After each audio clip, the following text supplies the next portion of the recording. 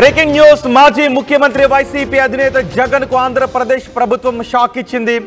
జగన్ కు చెందిన సరస్వతి పవర్ భూముల రిజిస్ట్రేషన్లను రద్దు చేస్తూ నిర్ణయాన్ని తీసుకుంది. సరస్వతి పవర్ కు రాజశేఖర్ రెడ్డి ముఖ్యమంత్రిగా ఉన్నప్పుడు సుమారు 1500 ఎకరాల భూములను కేటాయించారు. అయితే ఇప్పటికీ ఆ భూముల్లో ఎటువంటి కంపెనీని కూడా ప్రారంభించకపోవడంతో ఆ కంపెనీ కోసం భూములు ఇచ్చిన రైతులు ఇప్పటికీ ఆందోళన వ్యక్తం చేస్తూ ఉన్నారు. అదే సమయంలో ఇప్పుడు కూటమి ప్రభుత్వం అధికారంలోకి వచ్చిన తర్వాత పవన్ కళ్యాణ్ ఆ భూముల్లో పరిశీలించారు. ఆ భూములను పరిశీలించి ఆ భూముల్లో అసైన్డ్ భూములు ఉన్నాయనే అనుమానాలు వ్యక్తం చేశారు. అలాగే రెవెన్యూ, అటవీ భూములు, చెరువులు, అసైన్ ల్యాండ్స్ ఉంటే వాటిని వెనక్కి తీసుకోవాలి అంటూ సర్వేకి ఆదేశించారు. సర్వే చేస్తున్న అధికారులు ఇప్పటికే భూములను వెనక్కి తీసుకుంటూ నోటీసులు జారీ చేశారు. గతంలో కూడా మాచవరం తహసీల్దార్ సుమారు 17 ఎకరాలను స్వాధీనం చేసుకుంటున్నట్టుగా నోటీసులు జారీ చేశారు. ఇంకా ఆ సర్వేను కొనసాగిస్తూ ఇప్పుడు 24.85 ఎకరాల భూమిని వెనక్కి తీసుకుంటున్నట్టుగా ప్రభుత్వం ప్రకటించింది. ఇది సరస్వతి పవర్కు పెద్ద దెబ్బ, జగన్కు పెద్ద దెబ్బ అని చర్చ జరుగుతుంది. గురజాల నియోజకవర్గంలో సుమారు 1500 ఎకరాలను అప్పటి వైఎస్ రాజశేఖర రెడ్డి ప్రభుత్వం సరస్వతి పవర్ కోసం కేటాయించింది. కానీ అక్కడ ఎటువంటి పవర్ ప్లాంట్ను కూడా నిర్మించలేదు, ఎటువంటి అభివృద్ధి చేయలేదు. రైతులు ఎవరైతే ఆ భూములను ఇచ్చారో వాళ్ళందరూ కూడా ఉపాధి కోల్పోయామంటూ ఆందోళన వ్యక్తం చేస్తున్నారు. పవన్ కళ్యాణ్ దీనిపైన సర్వే చేయాలి అంటూ అధికారులను ఆదేశించారు. ఒకవేళ అసైన్డ్ భూములు ఉన్నా, రెవెన్యూ, అటవీ, చెరువులకు సంబంధించిన, కుంటలకు సంబంధించిన భూములు ఉన్నా వాటిని వెనక్కు తీసుకోవాలంటే ఆదేశాలు జారీ చేయడంతో సర్వే చేస్తున్న అధికారులు ఆ సరస్వతి పవర్కు కేటాయించిన భూములను వెనక్కు తీసుకుంటూ ఆదేశాలు జారీ చేస్తున్నారు. ఇప్పటికే మాచవరం తహసీల్దార్ 17 ఎకరాలను వెనక్కు తీసుకుంటున్నట్టుగా గతంలో నోటీసులు జారీ చేశారు. ఇప్పుడు మరో 24 ఎకరాల భూమిని వెనక్కు తీసుకుంటున్నట్టుగా నోటీసులు జారీ చేశారు. దీనిపై మరింత సమాచారం మా ప్రతినిధి రాజేష్ అందిస్తారు. రాజేష్, మొత్తం ఇప్పటివరకు ఎన్ని ఎకరాల భూమిని వెనక్కి తీసుకుంటున్నట్టుగా నోటీసులు ఇచ్చారు? దీనిపై వైసీపీ నేతల రియాక్షన్ ఏంటి?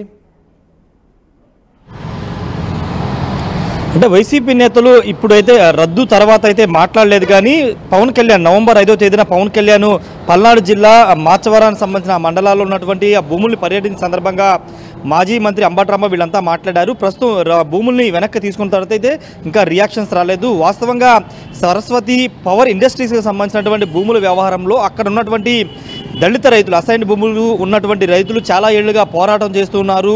తమ భూముల్ని బలవంతంగా లాగేసుకున్నారని పెద్ద ఎత్తున చాలా సందర్భాల్లో ప్రభుత్వాలు మారినప్పుడల్లా వాళ్ళు వినతులు ఇచ్చుకుంటూ వస్తారు. కానీ పవన్ కళ్యాణ్ డిప్యూటీ సీఎం అయిన తర్వాత, కూటమి ప్రభుత్వం వచ్చిన తర్వాత ప్రజావాణికి సంబంధించినటువంటి ఆ కార్యక్రమంలో మరోసారి అక్కడ భూముల విషయం గురించి అర్జీలు వచ్చిన తర్వాత పవన్ కళ్యాణ్ అంశాన్ని ఫోకస్ చేశారు. ముఖ్యంగా అటవీ శాఖకు సంబంధించి తన శాఖకు సంబంధించిన భూములు అక్కడ కబ్జా గురయ్యాయి. సరస్వతి పవర్ ఇండస్ట్రీస్కి సంబంధించిన విషయంలో అవన్నీ కూడా అక్రమ రిజిస్ట్రేషన్లు జరిగాయని గుర్తించిన తర్వాత వెంటనే ఆయన అక్కడ ఉన్నటువంటి అటవీ శాఖ అధికారులు, రెవెన్యూ శాఖ అధికారులను ఆదేశించి భూములు సర్వే చేయాలని ఆదేశించారు.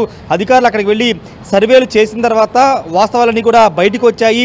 తర్వాత పవన్ కళ్యాణ్ స్వయంగా అక్కడికి వెళ్ళి భూముల్ని పరిశీలించిన తర్వాత ఈ భూముల వ్యవహారం అంతా కూడా బయటికి తీసుకొచ్చారు. ఈ నేపథ్యంలోనే అక్కడ ఉన్నటువంటి రెవెన్యూ అధికారులు, అటవీ అధికారులు ఈ భూముల మీద ఫోకస్ పెట్టి ఎన్ని ఎకరాలని కబ్జా చేశారు ఏంటి అనే దానికి సంబంధించిన వివరాలని కూడా తీసుకున్నారు. ఆల్రెడీ ఇంతకుముందు ఒక 50-60 ఎకరాలు రద్దు చేశారు. తాజాగా 24.8 ఎకరాలని రద్దు చేస్తున్నట్లు అక్కడ స్థానిక ఉన్నటువంటి తహసీల్దార్ అయితే ఒక ప్రకటన రిలీజ్ చేశారు.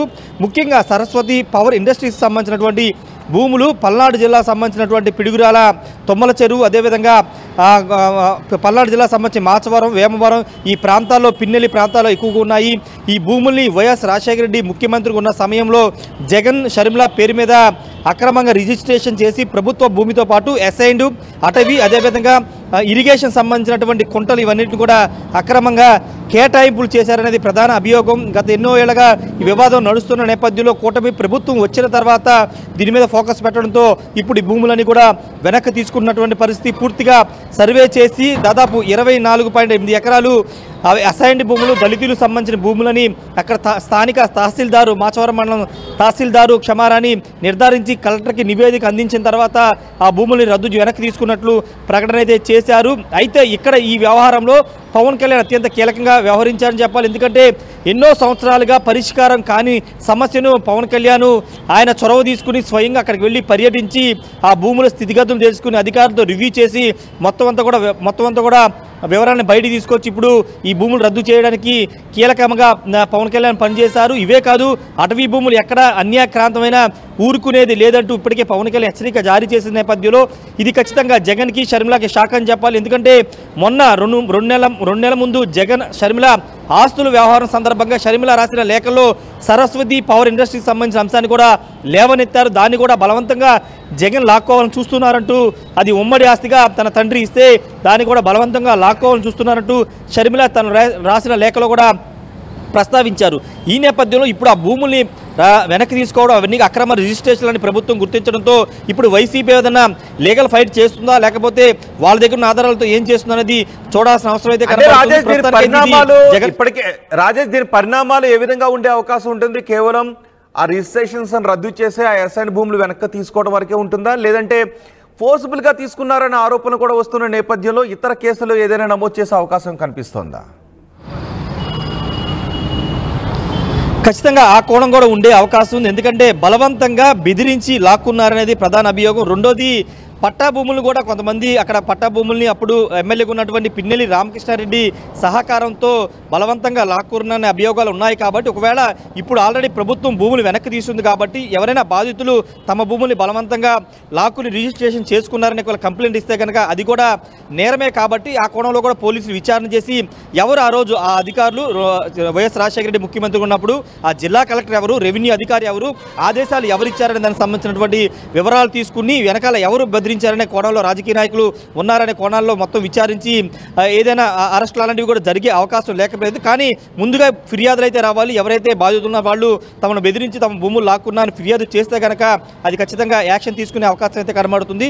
ప్రస్తుతం ఈ భూముల్ని వెనక్కి తీసుకోవడంతో జగన్ కొంత షాక్గా మనం చెప్పాలి. మరి ఫర్దర్గా వైసీపీ ఏం చేస్తుంది? ఈ భూములు మేము సక్రమంగానే రిజిస్ట్రేషన్ చేసుకున్నాము, సక్రమంగానే అక్కడ పవర్ ఇండస్ట్రీ ఏర్పాటు చేయడానికి భూములు కేటాయించిందనే వాదన తీసుకొస్తుంది అనేది చూడాల్సిన అవసరం అయితే కనబడుతుంది. ఏదేమైనప్పటికీ పవన్ కళ్యాణ్ మాత్రం చాలా స్ట్రిక్ట్గానే ఉంటున్నారు. ఈ వ్యవహారంలో సరస్వతి పవర్ ఇండస్ట్రీస్ భూముల విషయంలో ఎక్కడా తగ్గొద్దు, భూములు ఎంతవరకు కబ్జా గురైన, అటవీ భూమి ఎంత ఉంది, ఇతర ప్రభుత్వ భూమి ఎంత ఉంది, అసైన్డ్ భూమి ఎంత ఉంది, మొత్తాన్ని కూడా తీయాల్సిందని పవన్ కళ్యాణ్ అయితే ఆదేశాలు జారీ చేసిన నేపథ్యంలో ఇప్పుడు రెవెన్యూ అధికారులు మొత్తం కూడా బయటికి తీస్తున్నటువంటి పరిస్థితి ఉంది. రోహిత్, రైట్, వైసీపీ నేతల రియాక్షన్స్ ఏమైనా ఉన్నాయి దీనిపైన? ఎందుకంటే ఇంతకు ముందు కూడా మాచవరం తహసీల్దార్ మొన్న సర్వే చేసినప్పుడు 17 ఎకరాల భూమిని వెనక్కి తీసుకున్నారు, ఇప్పుడు 24 ఎకరాల భూమిని వెనక్కి తీసుకున్నారు. మొత్తంగా అసైన్ ల్యాండ్ అందులో ఎంత ఉండే అవకాశం ఉంటుందని అనుకుంటున్నారు? ఎందుకంటే అప్పుడు వైఎస్ రాజశేఖర రెడ్డి ప్రభుత్వం సుమారు 1500 ఎకరాలు కేటాయించింది. అందులో కొంత అసైన్ ల్యాండ్స్ ఉన్నాయి, అటవీ భూములు ఉన్నాయి, రెవెన్యూ భూములు ఉన్నాయి. వాటన్నిటిని వెనక్కి తీసుకోవాలని, పైగా అసైన్ ల్యాండ్స్ని బలవంతంగా తీసుకున్నారు రైతుల దగ్గర నుంచి అనే ఆరోపణలు కూడా ఉన్నాయి. అంటే మొత్తం సరస్వతి పవర్ ఇండస్ట్రీస్కి కేటాయించిన భూమి 1516 ఎకరాలు. దీంట్లో అసైన్డ్ ల్యాండ్ ఎంత ఉందనేది ఇంకా సర్వే చేస్తూ ఉన్నారు. ప్రస్తుతానికి నిన్న రద్దు చేసినటువంటి 24 ఎకరాల పైగా పూర్తిగా అసైన్ ల్యాండ్, అది అసైన్డ్ దళితులకి, అది ప్రభుత్వం దళితులు సాగు చేసుకోవడానికో దేనికోసం ఇస్తుంది. దళితులకి కేటాయించాల్సిన భూమి, ఆ దళితులు కేటాయించాల్సినటువంటి అసైన్ భూమిని కూడా బలవంతంగా లాక్కున్నారంటే అది ఖచ్చితంగా క్రైమ్ కిందే వస్తుంది. కాబట్టి ఫిర్యాదుల ఆధారంగా చర్యలు ఉండే అవకాశం అయితే కనబడుతుంది. ప్రస్తుతానికి ఇంకా సర్వే చేయాలి. అటవీ భూమితో పాటు అసైన్ భూమి ఇవన్నీ ఎంత ఉన్నాయనే వివరాలు మొత్తం కూడా బయటికి తీసుకొస్తున్నారు. వచ్చిన సమాచారం ఆధారంగా ఇప్పటివరకు అయితే 24 ఎకరాలు అసైన్ భూమి, కేవలం అసైన్ భూమిని రద్దు చేశారు. ఇక ఇతర 17 ఎకరాల భూమిని కూడా రద్దు చేసినట్టు తెలుస్తుంది. ఏదేమన్నప్పటికీ పూర్తి స్థాయిలో సర్వే చేసి వివరాలన్నీ తీసిన తర్వాత ఎంత ఆక్రమణకు గురైంది, నిజంగా ఎంత ప్రభుత్వ భూమి ఉంది, అటవీ భూమి ఉంది, లేకపోతే అసైన్ భూమి ఉంది అనే వివరాలు అధికారులు చెప్పే అవకాశం ఉంది. రోహిత్, రైట్ రాజేష్, మాజీ ముఖ్యమంత్రి జగన్కు ఆంధ్రప్రదేశ్ ప్రభుత్వం షాక్ ఇచ్చింది. జగన్కు చెందిన సరస్వతి పవర్ భూముల రిజిస్ట్రేషన్లను రద్దు చేస్తూ నిర్ణయం తీసుకుంది. జగన్కు కేటాయించిన 24.8 ఎకరాల భూమిని వెనక్కి తీసుకుంటూ ప్రభుత్వం నిర్ణయం తీసుకుంది. గతంలోనూ మాచవరం తహసీల్దార్ 17.6 ఎకరాల భూమిని స్వాధీనం చేసుకుంటున్నట్టుగా నోటీసులు జారీ చేశారు. కూటమి ప్రభుత్వం అధికారంలోకి వచ్చిన తర్వాత సరస్వతి పవర్ ఇండస్ట్రీస్పై పవన్ కళ్యాణ్ దృష్టికి కేంద్రీకరించారు. ఆ భూముల్లోకి వెళ్ళి ఆయన పరిశీలించి వచ్చారు. అక్కడ అటవీ భూములు ఉన్నాయి, రెవెన్యూ భూములు ఉన్నాయి, చెరువులు కుంటల భూములు ఉన్నాయి. వీటిని వెనక్కి తీసుకోవాలి అంటే ఆదేశాలు జారీ చేశారు. అంతేకాదు ఆ సమయంలో అసైన్ భూములు కూడా ఉన్నాయనే విషయం బయటకు రావడంతో పూర్తి సర్వే నిర్వహించి భూములను వెనక్కి తీసుకోవాలి అంటూ ఆదేశాలు జారీ చేశారు. నిజానికి ఏ ఉద్దేశంతో అయితే అప్పటి ప్రభుత్వం సరస్వతి పవర్ ఇండస్ట్రీస్కి భూములను కేటాయించిందో ఆ ఉద్దేశాన్ని నెరవేర్చలేదు. అక్కడ ఎటువంటి కంపెనీని కూడా స్థాపించలేదు. పెద్ద ఎత్తున ఇర్రెగ్యులారిటీస్కి పాల్పడ్డారు అంటూ ఆరోపణలు వచ్చిన నేపథ్యంలో ఇప్పుడు పూర్తి సర్వే చేస్తూ ఉన్నారు. సర్వే చేసి అసైన్ భూములను స్వాధీనం చేసుకుంటూ ఉన్నారు. తదుపరి ఇతరత్ర కేసులు కూడా ఈ విషయంలో కేవలం భూములను వెనక్కి తీసుకోవడం, రిజిస్ట్రేషన్స్ రద్దు చేయడం మాత్రమే కాదు, అసైన్ భూములను బలవంతంగా వెనక్కి తీసుకున్నారు అని ప్రూవ్ అయితే ఇతరత్ర కేసులు కూడా నమోదయ్యే అవకాశం ఉంటుంది అనే చర్చ కూడా జరుగుతుంది. ప్రస్తుతానికి ఇంకా సర్వే కొనసాగుతుంది. ఇప్పుడు తాజాగా 24.8 ఎకరాల భూమిని వెనక్కి తీసుకుంటూ ప్రభుత్వం నిర్ణయం తీసుకుంది. శ్రీ నారా లోకేష్ గారికి హృదయపూర్వక జన్మదిన శుభాకాంక్షలు. మీ సంచి కృష్ణయ్య, టీడీపీ పెళ్లకూరు మండల అధ్యక్షుడు.